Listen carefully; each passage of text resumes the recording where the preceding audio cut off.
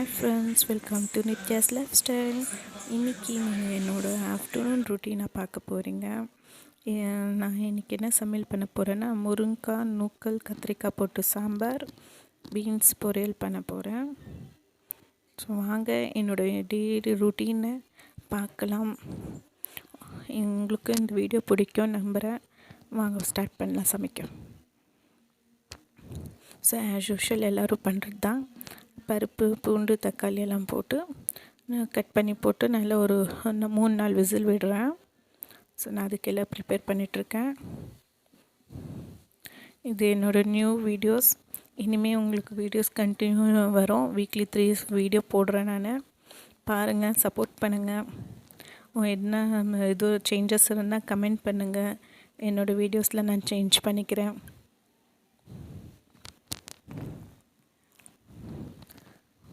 So first time இது நான் இந்த மாதிரி வீடியோ எடுக்கிறதுனா கொஞ்சம் நர்வஸாக இருக்குது. அட்ஜஸ்ட் பண்ணிக்கோங்க.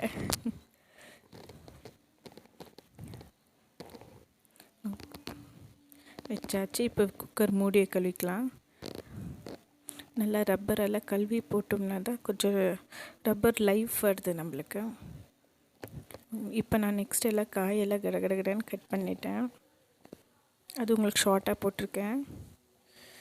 ஸோ இந்த பக்கம் பார்த்திங்கன்னா நான் இது களிக்கோலை வச்சுருக்கேன். ஸோ ஒரு பக்கம் தாளிச்சிடலாம் குழம்ப. சீரகம் போட்டுக்கிறேன் கொஞ்சமாக. சீரகம் போட்டு வெங்காயம் கருவேப்பிலை எடுத்து வச்சுருக்கேன்.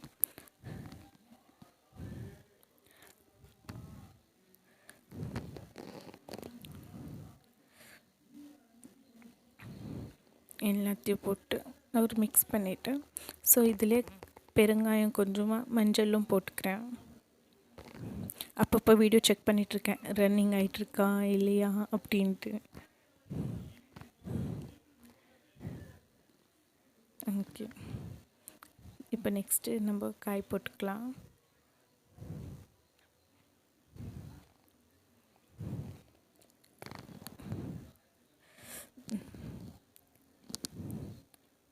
நல்லா வெங்காயம் கொஞ்சம் ப்ரௌன் ஆனோன்னா எல்லா காயுமே இதில் போட்டுடுறேன்.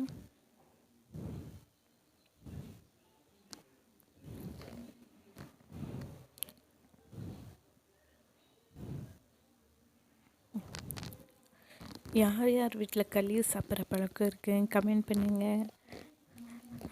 கத்திரிக்காய் பார்த்திங்கன்னா ஃபஸ்ட்டே கட் பண்ணல. ஸோ வதக்கும் போது கட் பண்ணி போடுறேன், இல்லைன்னா அது கலர் சேஞ்ச் ஆகிடும்னு சொன்னாங்க. ஸோ அதனால் நான் இப்படி பண்ணுறேன்.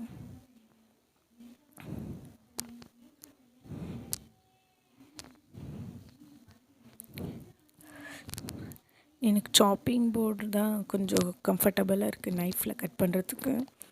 அருவாமனை இன்னும் அவ்வளோ ப்ராக்டிஸ் ஆகலை.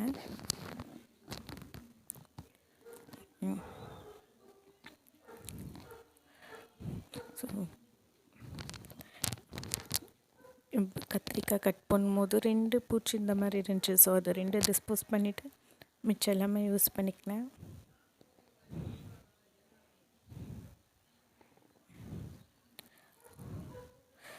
ஓகே, ஒரு பக்கம் என்ன பண்ணலான்னா புளி கொஞ்சம் ஊற வச்சுக்கலாம் சாம்பாருக்கு. இப்போ ஊற வச்சா நம்ம மிக்ஸ் பண்ணுறதுக்குள்ளே கரெக்டாக இருக்கும். கொஞ்சம் ஸ்மாஷ் பண்ணுறதுக்கு ஈஸியாக இருக்கும்.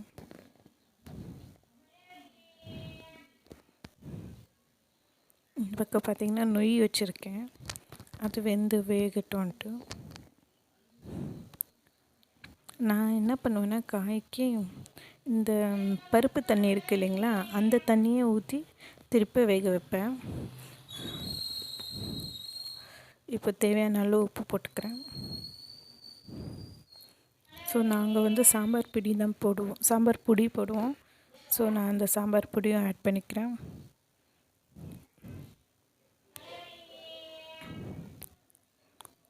இதுலேயே அந்த பருப்பு தண்ணி இருக்குது இல்லைங்களா, அதை ஊற்றிட்டு கூட கொஞ்சம் தண்ணி வேணும்னு ஆட் பண்ணிவிட்டு இதிலே கொதிக்க விட போகிறேன், கொஞ்சம் காய் வேகட்டும்ன்ட்டு.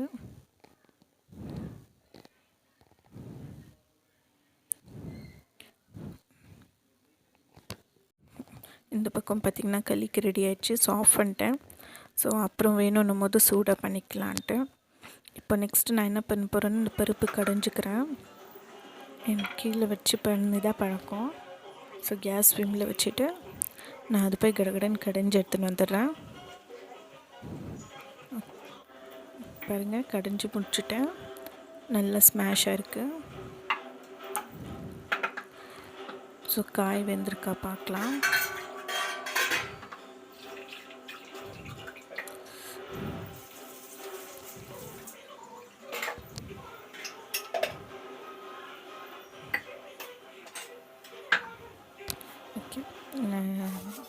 ஓகே, காய் இன்னும் வெந்துட்டுருக்கு. ஸோ அதுக்குள்ளேயே நம்ம பொரியலுக்கு பீன்ஸ் கட் பண்ணிக்கலாம். ஸோ நான் குயிக்காக எல்லாமே நாரெல்லாம் எடுத்து க்ளீன் பண்ணிக்கிறேன். எடுத்துகிட்டு கடகடன்னு சாப் பண்ணி வச்சுக்கிறேன். இது கழுவிட்டு வந்துடுறேன். இன்னொரு சின்ன டிப்பு, நம்ம குக் பண்ணும்போது நிறைய வெசல்ஸ் யூஸ் பண்ணாமல் முடிஞ்சளவு கம்மியாக யூஸ் பண்ணோம்னா நம்மளுக்கு கழுவுறதுக்கு கொஞ்சம் ஈஸியாக இருக்கும். ஸோ பாருங்கள், நான் கடாயை வச்சுருக்கேன். அடியில் இன்றைக்கி அந்த கடாயில் நான் தாளிக்க போகிறேன். ஸோ ரெண்டு சாமான் பண்ணாமல் ஈஸியாக இருக்கும். பாருங்கள், பருப்பு ஊற்றிட்டேன் இப்போது. ஸோ இப்போ இந்த குக்கரை கழுவிட்டு இதில் நான் சாதமும் வச்சுக்க போகிறேன். ஓகே, இன்னும் கொஞ்சம் தண்ணி ஊற்றி வேணுன்றல ஊற்றிக்கலாம். இப்போ புளி இருக்குல்ல, புளியை கரைச்சி அதிலே ஊற்றிடலாம். ஈஸியாக இருக்கும் நம்ம பிஃபோராக ஊற வச்சிட்டோம்னா. ஸோ இன்னொரு வாட்டி தண்ணி ஊற்றி இன்னொரு வாட்டி இது பண்ணிக்கலாம். ஓகே,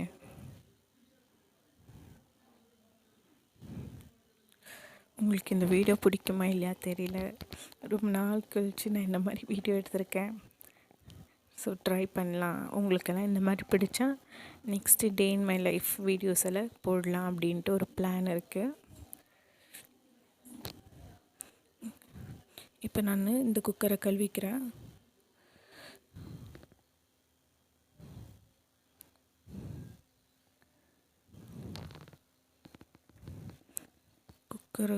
இது நெக்ஸ்ட்டு இப்போ என்ன பண்ண போகிறேன், இதிலே கொஞ்சம் துவரம் பருப்பு போட்டிருக்கேன்.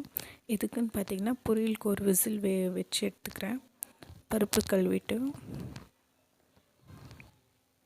இதே குக்கரில் நான் பீன்ஸ் கழுவி அரிஞ்சு வச்சுருக்கேன் இல்லையா, அதுவும் அதிலே போட்டுடுறேன். போட்டுட்டு இதிலே ஒரே ஒரு விசில் தான், ஜாஸ்தி வைக்க மாட்டேன். ஸோ சின்ன ஸ்டவ்வில் குழம்பு கொதிக்க விட்டுட்டு பெரிய கேஸில் காய் வச்சுருக்கேன். கொஞ்சோண்டு உப்பு போடுறேன். போட்டுட்டு இது ஒரே விசில் வைக்கிறேன்.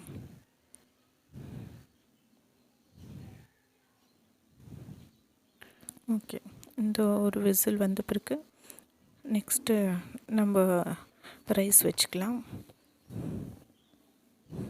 இப்போ அது விசில் வரத்துக்குள்ளே நான் வெங்காயம் கட் பண்ணிக்கிறேன், ஆனியன் கட் பண்ணிக்கிறேன், தாளிக்கிறதுக்கு ரெடி பண்ணிக்கிறேன். ஸோ இன்னொரு சின்ன டிப்பு, நம்ம சமைக்கும் போது ஒரு பிளேட்டோ இல்லை இந்த மாதிரி ஒரு குட்டி மரமோ ஒரு பேப்பரோ போட்டு வச்சுக்கணும்னா நம்மளுக்கு கொஞ்சம் ஈஸியாக இருக்கும். இந்த வர வேஸ்ட்டெல்லாம் நம்ம அதிலே போட்டு எடுத்து போடுறதுக்கு கொஞ்சம் நல்லா சௌகரியமாக இருக்கும். ஃபுல்லாக நம்ம கவுண்டர் டாப்பெல்லாம் கலீச் பண்ணிக்காமல் கொஞ்சம் நீட்டாக இருக்கும். ஓகே, கொஞ்சம் கருவேப்பிலை எடுத்து வச்சுன்னு இருக்கேன். தாளிக்க நான் என்ன பண்ணேன், காஞ்ச மிளகாய் யூஸ் பண்ண போகிறேன் பொரியலுக்கு. ஸோ காஞ்ச மிளகாவும் எடுத்துக்கினேன்.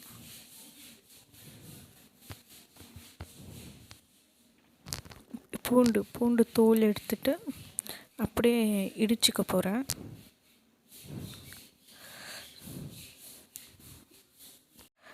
இதெல்லாம் நல்லா இடித்து எடுத்துக்கினேன். ஸோ பொரியலுக்கு எல்லாம் ரெடி பண்ணி வச்சுக்கினேன். இப்போ கொத்தமல்லியும் நெக்ஸ்ட்டு குழம்புல போடுறதுக்கு அதுவும் க்ளீன் பண்ணி எடுத்துக்கிறேன். இந்த காம்பெல்லாம் கூட அப்படியே எடுத்து வைப்பேன். ஸோ ரசத்துக்கு யூஸ் ஆகும்ன்ட்டு கொத்தமல்லியும் கழுவிட்டு அதையும் கட் பண்ணி வச்சுக்க போகிறேன். இப்போ பார்த்திங்கன்னா இப்போ பீன்ஸ் வெந்துச்சு ஒரே விசிலுக்கு. ஸோ இப்போ நான் அதை அப்படியே வெடிக்கட்டிக்கிறேன்.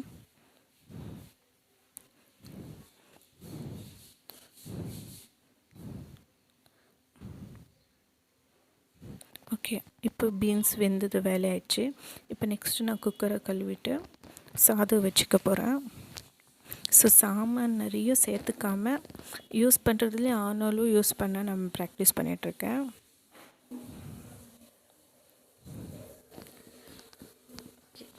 இப்போ குக்கர் கழுவி முடிச்சிட்டேன்.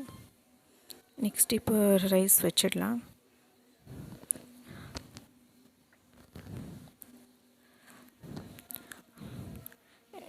ரைஸ் போட்டாச்சு. இப்போ இதை கழுவிட்டு தண்ணி ஊற்றி வச்சிடலாம். ஸோ இது ஒரு பக்கம் ஆகிடும்.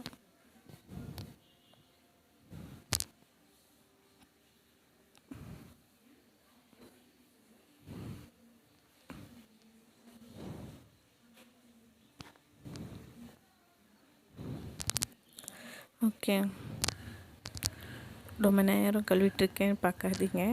நான் கொஞ்சம் நிதானமாக செஞ்சதுனால கொஞ்சம் உங்களுக்கு அப்படி லாங்காக இருக்கும் வீடியோ.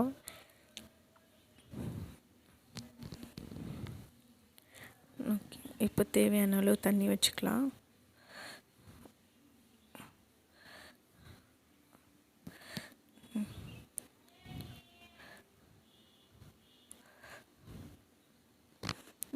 ஓகே, குக்கர் வச்சாச்சு. இப்போ நெக்ஸ்ட்டு நம்ம இந்த பீன்ஸை தாளிச்சிக்கலாம்.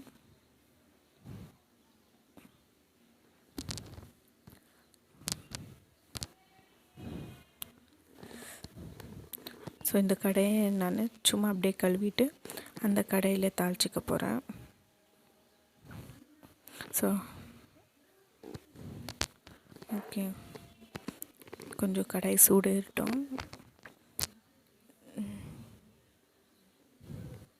இதில் கொஞ்சமாக எண்ணெய் விட்டுக்கிறேன்.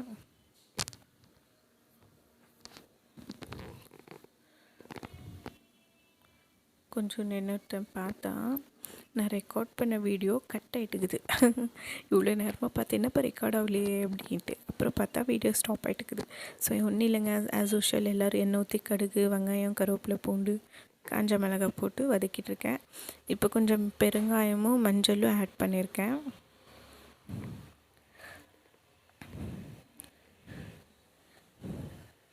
ஆட் பண்ணி இதுவும் நல்லா வதக்கிட்டு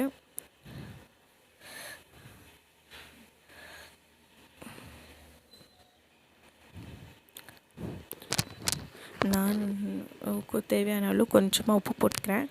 பார்த்துக்கணும் போட்டுக்கலான்ட்டு தூள் உப்பு தான் போட்டிருக்கேன்.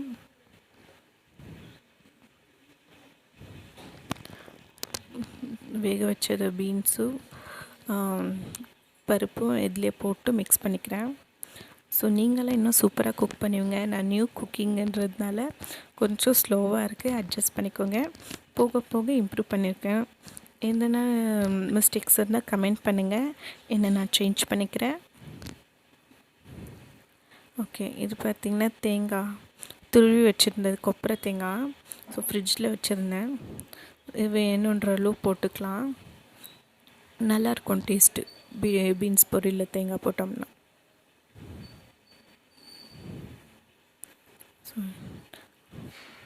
ஓகே, ஆல்மோஸ்ட் இப்போ பீன்ஸ் பொரியலும் ரெடி ஆயிடுச்சு.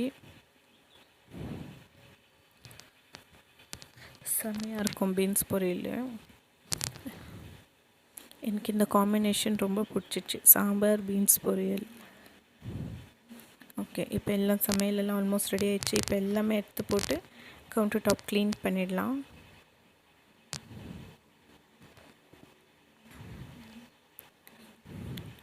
மணலாம் நான் சும்மா கழுவி வச்சுக்குவேன், அடிக்கடிக்க யூஸ் பண்ணுறேன்ட்டு. வாஷ் பண்ணிவிட்டு நான் உடனடியாக தொடச்சி வச்சுடுவேன், இருத்தோடு வைக்க மாட்டேன். ஸோ அப்படியே ஒரு பக்கமாக க்ளீன் பண்ணிகிட்டே வந்துடுறேன்.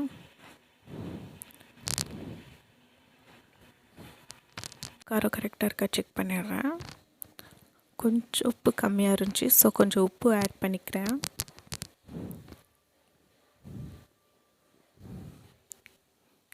ஓகே, உப்பு போட்டிருக்கேன். எல்லாம் மிக்ஸ் பண்ணிவிட்டு டேஸ்ட் பார்த்து கரெக்டாக இருக்கும்னு நினைக்கிறேன். ஓகே, இது ஃபினிஷ் ஆகிடுச்சு. கேஸ் ஆஃப் பண்ணிவிட்டு கரண்டியில் எடுத்துகிட்டு இதை க்ளோஸ் பண்ணி வச்சிட போகிறேன். வச்சுட்டு கிச்சன் கவுண்டர் டாப்பெல்லாம் க்ளீன் பண்ணிட போகிறேன். எனக்கு இப்படி பண்ணுறதுனால கொஞ்சம் ஒர்க் ஈஸியாக இருக்கிற மாதிரி இருக்குது. கிச்சனும் எப்போவுமே நீட்டாக மெயின்டைன் ஆகிட்டுருக்கு.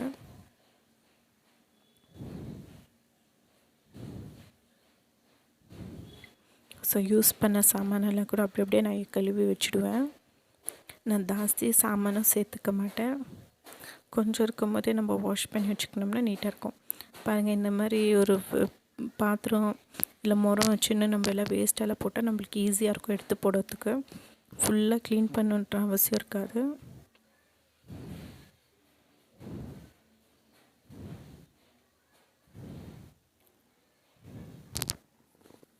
இந்த பக்கம் க்ளீன் ஆகிடுச்சு பாருங்கள். இப்போ இந்த குப்பைலாம் இருக்குல்ல, இப்போ இது போய் டிஸ்போஸ் பண்ணிட்டு வந்துடுறேன். டிஸ்போஸ் பண்ணிட்டு வந்த பிறகு அந்த முறத்தை கூட நான் க்ளீன் பண்ணி எடுத்து வச்சுடுவேன். இப்போ இருக்கிற கொஞ்சம் சாமானை கழுவிடுறேன். ஸோ இது தாங்க என்னோட ரொட்டீன், ஆஃப்டர்நூன் ரொட்டீன் இப்படி தான் இருக்கும். ஓகே, உங்களுக்கு இந்த வீடியோ பிடிச்சிருக்கான்னு சொல்லுங்கள். சப்போர்ட் பண்ணுங்கள் நம்ம சேனலுக்கு. இந்த வீடியோ பார்க்குறவங்க நம்ம சேனலை சப்ஸ்கிரைப் பண்ணிக்கோங்க.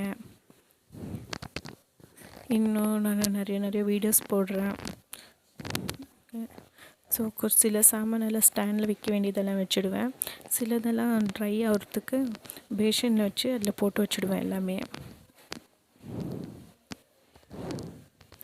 ஸோ சாமான் கழுவி முடித்த உடனே நான் சிங்க்கும் க்ளீன் பண்ணிவிடுவேன். ஸோ சிங்க்கை க்ளீன் பண்ணிட்டோம்னா எப்போவுமே கொஞ்சம் நீட்டாக இருக்கும். ஆனாலும் நம்மளுக்கு இந்த பூச்சிங்கெல்லாம் வராமல் இருக்கும். நீட்டாக எப்போவுமே இருந்தால் ட்ரையாக இருக்கணும். ஓகே, என் சிங்க்கும் க்ளீன் பண்ணிட்டேன்.